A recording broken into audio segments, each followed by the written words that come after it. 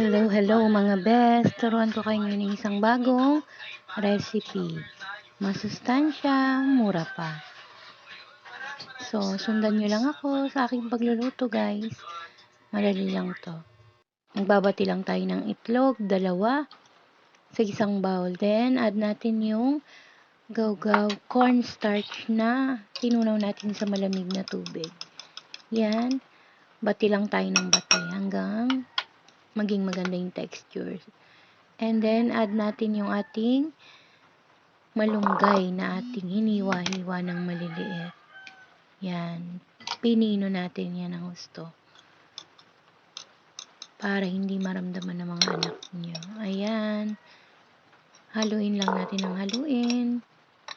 Hanggang sa mag-blend ng maayos yung ating mixture. Ayan. Halo ng halo. Ayan. So, titimplahan na natin siya ng ating magic and paminta, asin. And then, magpapainit na tayo ng ating kawali.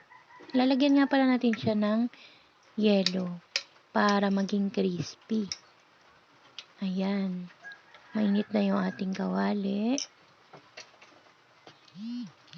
I-ready lang natin siya. Ayan.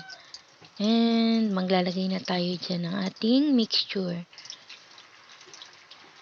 Yan. Yung tiyak lang natin na hindi masyadong masikip para pag pinaligtad natin na hindi tayo mahirapan. Yan.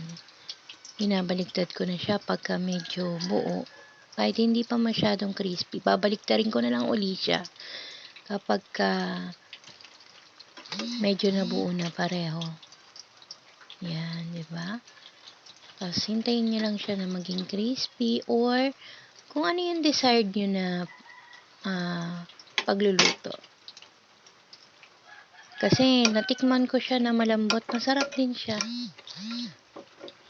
Para lang siyang omelette. Lasang-lasang itlog. Ayan. Hintayin lang natin na maging crispy. Ayan na nga.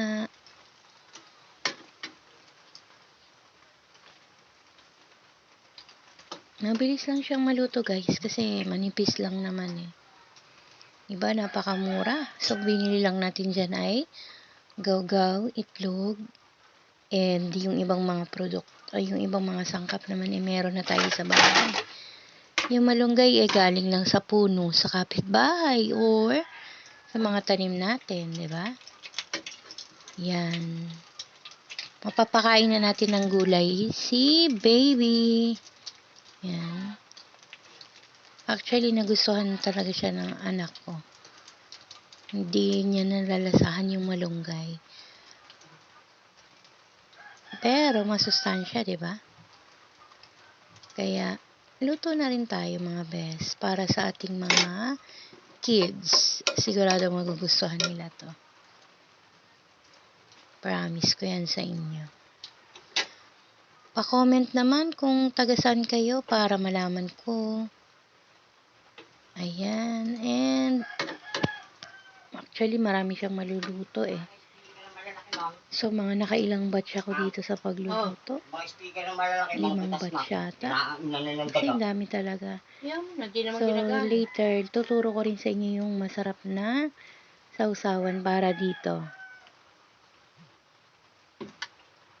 Ayan, malapit na tayong matapos sa ating pagluluto. Ayan, meron na tayong finished product.